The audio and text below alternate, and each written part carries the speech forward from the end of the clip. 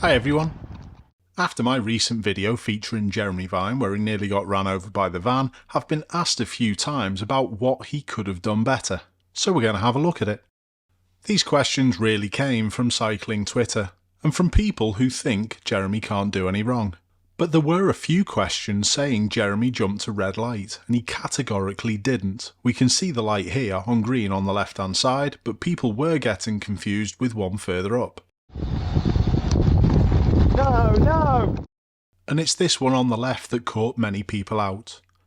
But it's the distortion of the 360 camera Jeremy uses, which makes it look as though it's faced towards him. It might have been clipped a little, but it's definitely for the vehicles that are coming from the right hand side. Many people also said he shouldn't have entered the yellow box before it was clear, but that was impossible with how late the van crossed his path. And while we've got the footage stopped here, I would also like to clarify another point. Some people said he could have stopped before the van, but if he did, he would have been in the flow of the traffic to the left and to the right. And that's not the case. If he had time to slow down, he could have waited here, which would have been totally safe. But he chose to continue, and he also headed towards the problem. This is the next part that needs a little attention. Look at the easy escape route if Jeremy had just carried on. But instead Jeremy steers left. And although I've asked many people many times a valid reason for doing this, no one's come up with a reasonable answer. Whoa!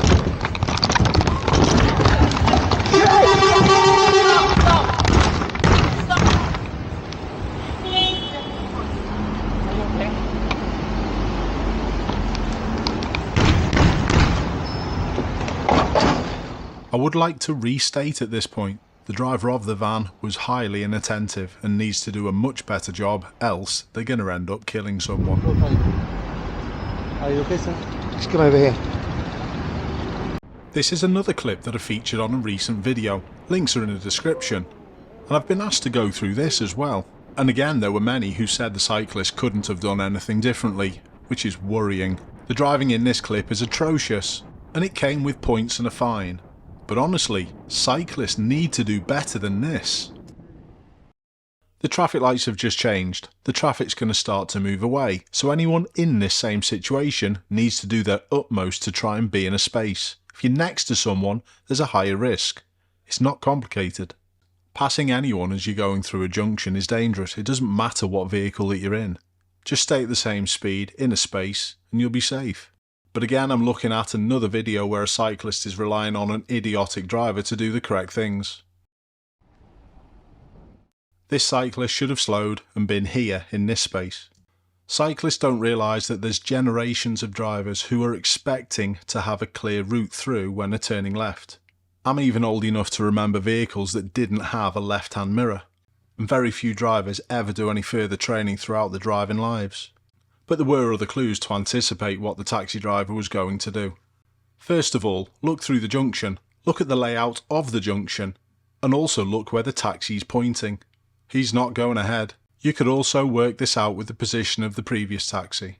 The next thing is a little swing out to the right. The majority of the time people do this because they're too lazy to slow down properly for the corner. Have a look. And now you can see the wheels are slightly pointed into the left. All this is visible before the taxi driver signals. And another little question at this point. Do you think the cyclist can be seen in the left mirror of that taxi? Another situation where a cyclist doesn't ask themselves the question, have I been seen? And just like the previous clip with Jeremy, they've put themselves in the worst possible position at the worst possible time. Signal! The verbal warning saved the day, but it shouldn't have got there in the first place. Yes, it's terrible driving again, but it's also very poor cycling. It would be nice, but it's totally unrealistic to think that we're going to get perfect drivers in the future. But for me it's saddening. There are so many of these videos on social media that could have been effectively made into a non-event.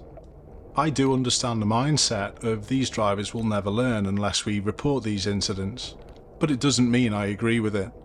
I think it just continues to drive a wedge between motorists and cyclists, and it's making the roads a battleground. People who ride like this are no better than the people who send the footage into the normal dashcam channels. Keep safe everyone. I'll see you soon.